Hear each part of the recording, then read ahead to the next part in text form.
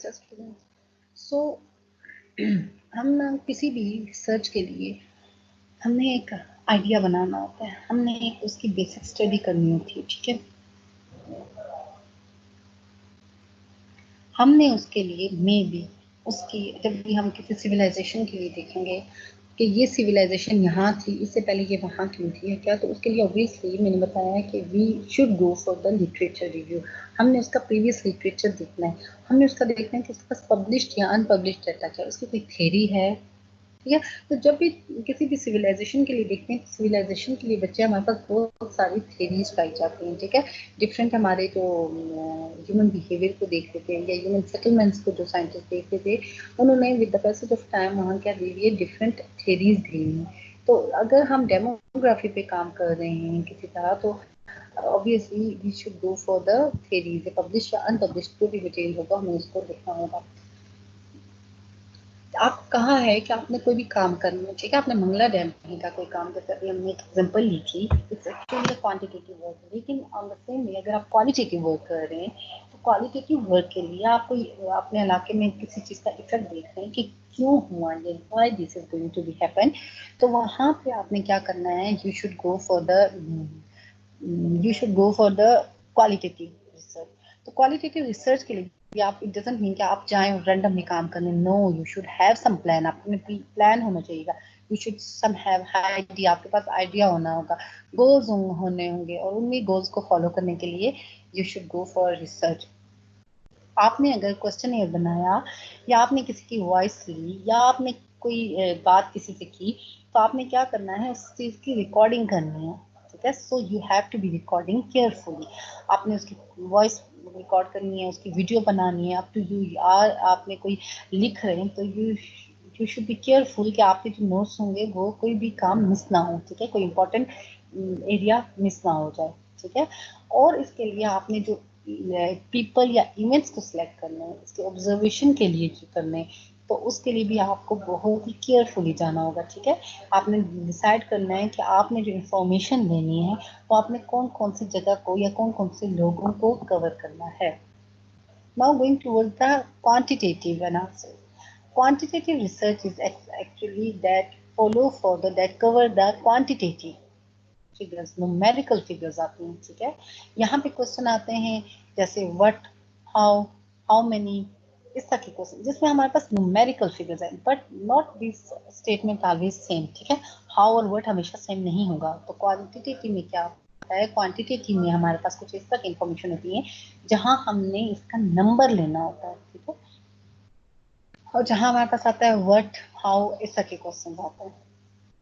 हाँ, हम अपने इन क्वेश्चंस को कुछ और तरीके से भी चेंज कर सकते हैं, जैसे इस क्वांटिटेटिव को हम क्वालिफाई भी बना सकते हैं, ठीक है। हम इस क्वांटिटेटिव को कैसे क्वालिफाई बना सकते हैं, जैसे आपको हमने कोई सर्वे दे दिया है और आपने उस सर्वे का काम कर लिया है, तो उसमें आपने वर्ड्स लगा लिए हैं, agree, strongly agreed, disagreed, no opinion, strongly disagreed. जब इस तरह के वर्ड्स आप लगा लेंगे तो इट विल बिकम क्वालिटेटिव, ठीक है। आपने क्वांटिटेटिव को क्वालिटेटिव में कन्वर्ट कर। So there are some elements that we have to follow for a quantitative research. First one is the research design, other one is the choice of the data collection instrument and choice of analysis tool. हमें analysis tool भी देखने होते हैं, ठीक है, research design. Research design के लिए हमारे पास दो किस्म के होते हैं, दो मेन कैटेगरीज है। First is the descriptive and other one is the experimental. Descriptive का क्या मतलब है, जहां आप कोई एसोसिएशन कर रहे हैं, किसके इंडिपेंडेंट और डिपेंडेंट में, ठीक है। वाइल द एक्सपेरिमेंटल डाटा कौन सा है, जो आप लैब के अंदर कर रहे हैं, ठीक है। तो जो आप डिस्क्रिप्टिव में कर रहे हैं, तो डिस्क्रिप्टिव फील्ड डाटा होगा, जहां सैंपल साइज काफी बड़ा होगा, ठीक है। जहां पे आपने सपोज स्टूडेंट्स को आप कर रहे हैं, तो for the student you have to for the survey of the student you will go for the descriptive design, descriptive research design होगी, और उसके लिए आपको student survey ज़्यादा होगा। while in the experimental design the sample size tend to be small, वो small हो जाएगा, और there should be you go for the in the lab, आप लैब में ये काम करेंगे, ठीक है। एक्सपेरिमेंटल डिजाइन कहाँ पे होगा, लैब में होगा। Going set towards the second step, it is a choice of data collection instrument. आपने जब भी इंस्ट्रूमेंट लेना है, जो भी इंस्ट्रूमेंट आप यूज कर रहे हैं, उसके लिए अगर आपकी कोई मेथोडोलॉजी में फर्दर यूज हो रहा है तो वो बहुत ही अप्रोप्रिएट होना होगा। सपोज आप लैब में काम कर रहे हैं तो you shouldn't go for the questionnaire. आपको क्वेश्चनियर तो नहीं बनाना होगा, आप लैब में काम कर रहे हैं तो ठीक है। सो अगर आप डिस्क्रिप्टिव में या फील्ड वर्क कर रहे हैं तो आपको, अगर आप ऑब्जर्वर हैं, आप किसी चीज को ऑब्जर्व कर रहे हैं तो आपको आपको उसके लिए क्वेश्चन, आपकी सपोज मैं यहाँ पे बैठ के किसी क्रो की स्पेशल स्पीशीज को देख रही हूँ, उसका बिहेवियर चेक कर रही हूँ, तो मैं कॉपी पेंसिल लेके तो नहीं बैठ जाऊंगी कि मैं क्रो से बैठ के, हाँ भाई तुम क्या खा रहे हो, तुम क्या पीते हो, तुम ऐसे तो मैं नहीं करूंगी। Obviously I should go for, मैं जब एक्सपेरिमेंट या फील्ड में आई हुई हूँ तो मुझे उसी हिसाब से क्या लेना है, उसी हिसाब से मैंने इंस्ट्रूमेंट्स तैयार करने हैं, मैंने कैमरा तैयार करना है, मैंने उसकी वीडियो बनानी है, मैंने उसके लिए पिक्चर बनानी है, मैंने उसी तरह से उसकी एक्टिविटी नोट डाउन करनी है। ठीक है।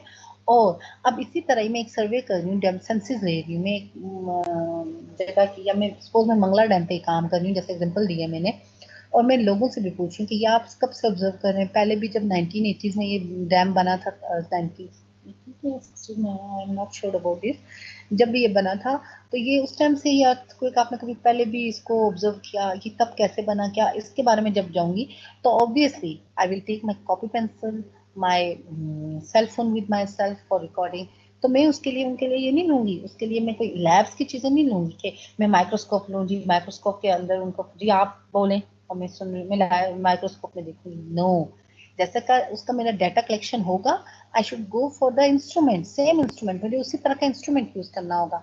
जब मैं लैब में होंगी, लैब में मेरा काम माइक्रोस्कोप के साथ है, पीसीआर कर रही हूँ, whatever I am doing, so मैं उस टाइम मोबाइल लेके रिकॉर्डिंग स्टार्ट नहीं करूंगी। हाँ, जहाँ मैंने पिक्चर्स लेनी है I will go for the my mobile. ठीक है। लेकिन इट डजंट मीन कि मैं काम यहाँ चला रही हूँ वहां रिकॉर्डिंग कर रही हूँ, यहाँ पीसीआर चलाया हुआ तो वहां रिकॉर्डिंग का क्या मतलब हुआ। ठीक है। सो बच्चे, जैसा का मेरा जिस टाइप की मेरी कलेक्शन ऑफ डाटा होगी उसी टाइप का मेरा इंस्ट्रूमेंट भी होना चाहिए। एनालिसिस टूल, अब एनालिसिस टूल क्या है? एनालिसिस टूल ये है बच्चे कि इन सब के लिए हमें कोई ना कोई एनालिसिस करनी होती है स्टैट्स को लगाने के लिए। ठीक है। बच्चे, मैं भूल गई हूँ, क्वांटिटेटिव में हमेशा हम स्टैट्स लगाते हैं, क्वालिटेटिव में हमारे पास स्टैट्स नहीं लगती। ठीक है, लगती है बहुत कम लेवल पे लगती है।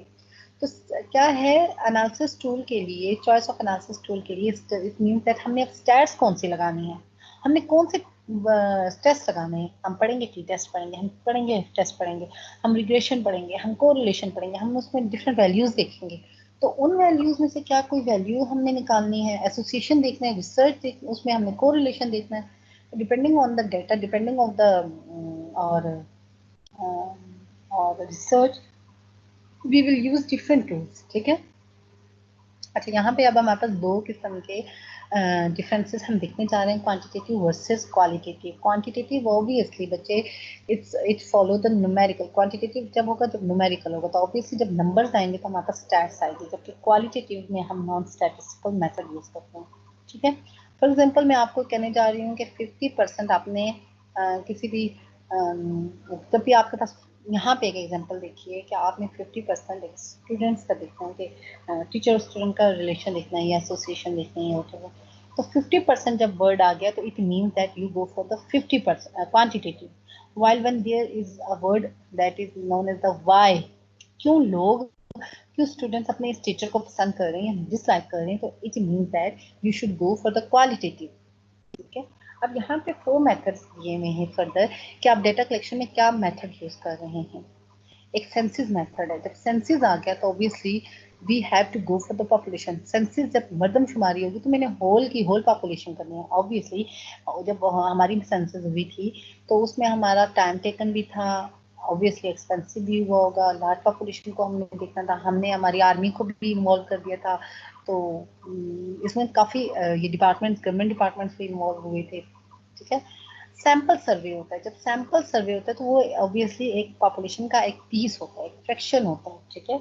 और वो तो जब भी हम पॉपुलेशन को या पॉपुलेशन सैंपल सर्वे देखते हैं तो सैंपल सर्वे इजियर होता है। ठीक है। ऑल दो ये इतना एक्यूरेट नहीं होता और बाइस भी हो सकता है, हम एक ही तरफ से सैंपल उठा दें, ये भी तो हो सकता है ना। तो वहां पे इनएक्यूरेसी के चांसेस भी उसी तरह ही बढ़ते हैं। अच्छा, फिर एक आ गया एक्सपेरिमेंट। एक्सपेरिमेंट्स में हम क्या करते हैं, हम बहुत सारे उस पर काम करते हैं। हम वहाँ पे एक्सपेरिमेंट्स में बहुत सी चीज़ों को कंट्रोल करते हैं। ट्रीटमेंट है तो उसको हम कंट्रोल कर रहे हैं, तो वहाँ बायसमेंट के, फेवरिज्म के चांसेस भी बढ़ जाते हैं। एक है ऑब्जर्वेशन स्टडी, जो हम फील्ड्स में करते हैं, वहाँ हम कोई चीज़ कंट्रोल नहीं कर सकते, जो कि एक्सपेरिमेंट लैब में होते हैं उसको हम कंट्रोल कर सकते हैं। अगर मैं अभी अभी कंपैरिजन लूँ that which is the best of data collection method, it is said that no one is best, ठीक है। ऑन होल कोई भी बेस्ट नहीं है, यहाँ उनके पॉजिटिव और नेगेटिव इफेक्ट्स हैं। हम पॉजिटिव कॉन्स एंड कॉन्स देखते हैं। अब हमारा डेटा, हमने कौन सा मेथड यूज करना है, either we should go for the qualitative और we should go for the quantitative data.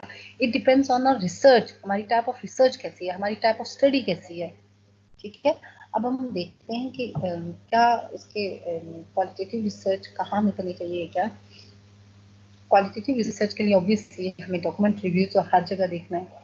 फिर क्वालिटेटिव रिसर्च के लिए we should go for the in depth interviews में डीप इंटरव्यूज लेने हैं।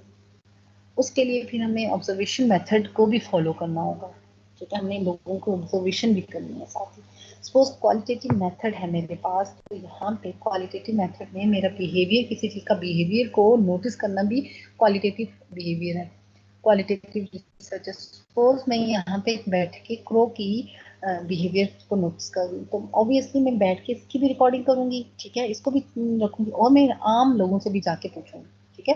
तो इसमें क्या हो गया, ऑब्जर्वेशन मेथड भी हो गया और डीप इंटरव्यू भी आ गया। मैं लोगों से पूछूंगी कि हाँ भाई आपने पहले देखा, अब नहीं देखा।